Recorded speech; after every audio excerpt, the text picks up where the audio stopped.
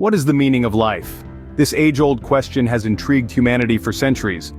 Philosophers have pondered it, poets have mused on it, and today, we're diving deep into the pool of wisdom that 10 philosophical giants have left us. We'll be exploring the thoughts of Socrates, Plato, and Aristotle, three pillars of Western philosophy, whose ideas still echo in our classrooms and lives. We'll then travel east to learn from Confucius and Buddha, whose teachings inspire millions. We'll also delve into the intriguing ideas of Nietzsche, Sartre, and Camus, who challenge traditional notions of life's purpose. And we won't forget Simone de Beauvoir and Ludwig Wittgenstein, who offered unique perspectives on existence. Each philosopher presents a different lens through which to view our existence, and it's through these diverse perspectives that we might inch closer to understanding life's elusive meaning. To start our journey, we turn to Socrates, who famously said, "An unexamined life is not worth living." To Socrates, the meaning of life was in relentless questioning and seeking knowledge. This Greek philosopher, often seen as the father of Western philosophy, was a firm believer in the power of the human mind. He argued that the key to understanding life was through rigorous self-examination and constant questioning of our beliefs and perceptions.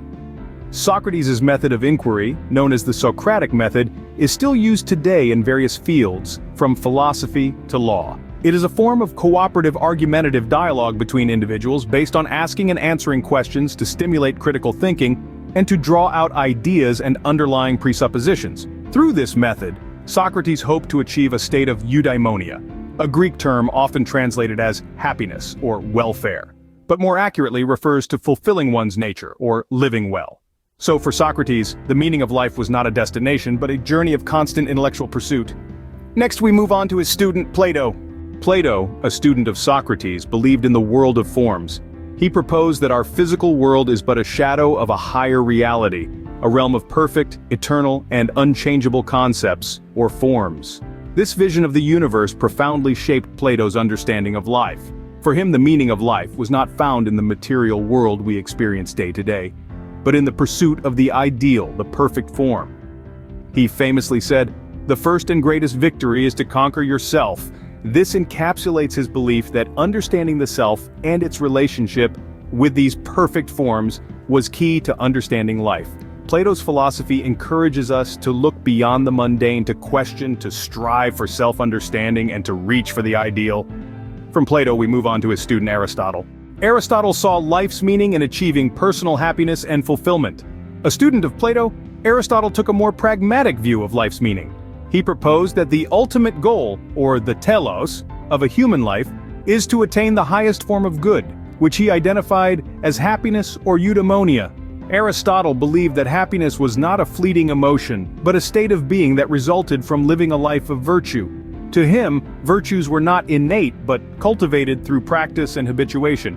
He argued that we become just by doing just acts, temperate by doing temperate acts, brave by doing brave acts. In Aristotle's view, living a virtuous life of moderation and rationality leads to personal fulfillment and happiness, thereby giving life its meaning. This perspective emphasizes the importance of personal growth and moral character in our quest for life's meaning. Moving east, we find Confucius. Confucius believed the meaning of life was in moral virtue and personal improvement. A pivotal figure in Chinese philosophy, his teachings emphasized personal and governmental morality, correctness of social relationships, justice, and sincerity. He advocated strong family loyalty, ancestor veneration, and respect of elders by their children and of husbands by their wives, recommending family as a basis for ideal government. Confucius proposed that we find purpose in life through constant self-improvement and striving to perfect our moral character.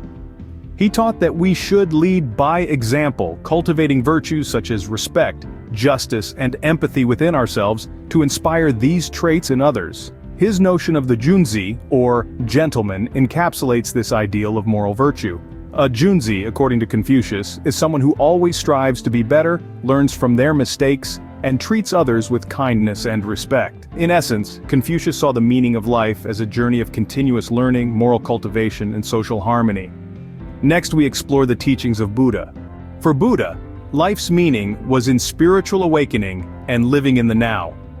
Siddhartha Gautama, known as the Buddha, embarked on a journey of self-discovery and enlightenment. becoming a spiritual teacher whose teachings form the basis of Buddhism.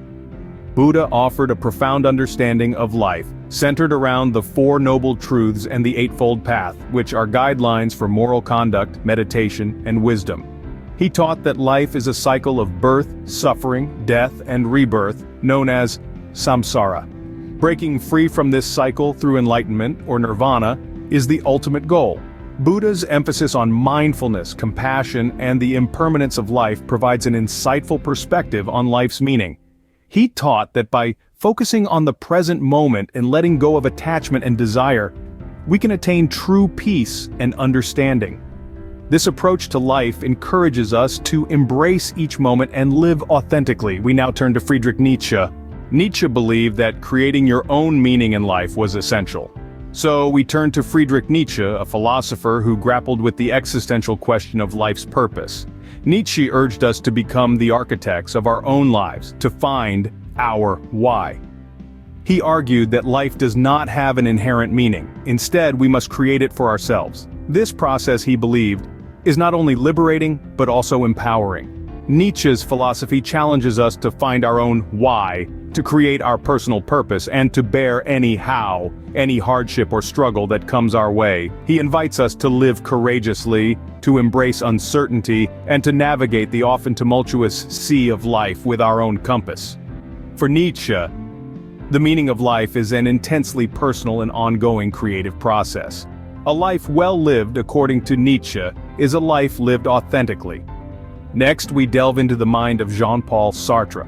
Sartre emphasized personal responsibility in defining one's life purpose.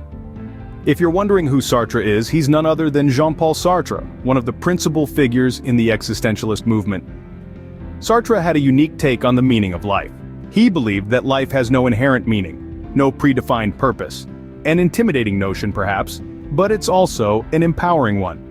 After all, if life doesn't come with an instruction manual, we're free to write our own. It's up to each of us to decide what makes our life valuable, what makes it worth living. This is what Sartre meant when he said, "Life has no meaning a priori. It's up to you to give it a meaning." In essence, Sartre's philosophy encourages us to take ownership of our lives, to create our own meaning. But existentialism isn't the only perspective. Albert Camus offers a different perspective. Camus suggested that life might be inherently meaningless, but we should embrace it anyway. A French philosopher and author, Albert Camus, was a leading figure in the mid-20th century philosophical school of thought known as existentialism. His philosophy was deeply rooted in the concept of the absurd, which he defined as the conflict between our desire for significance and the unfeeling, indifferent universe. Camus posited that the universe is indifferent to our existence, and there's no inherent meaning or purpose to life. Yet, he argued, this doesn't mean we should despair. Quite the contrary. Camus believed that acknowledging the absurdity of existence enables us to live life to the fullest, to embrace every moment as if it were the only one we have. He famously stated, "The literal meaning of life is whatever you're doing that prevents you from killing yourself." Camus' philosophy challenges us to create our own meaning, to rebel against the absurd and to live passionately. We end with Ludwig Wittgenstein. Wittgenstein suggested that understanding life is tied to our ability to conceptualize and express it. Ludwig Wittgenstein, a prominent figure in 20th century philosophy, was an advocate of the idea that our understanding of the world is inherently linked to the language we use to describe it. He believed that the limits of our language are the limits of our world. In simpler terms, our ability to comprehend the universe and our lives within it is bound by the language we have at our disposal. This notion opens up a fascinating perspective on the meaning of life. If our understanding of life is tied to our ability to articulate it, then perhaps the quest for life's meaning is a linguistic journey as much as a philosophical one. So, Wittgenstein's contribution to understanding the meaning of life lies in his emphasis on linguistic exploration. What can we take away from these philosophical giants?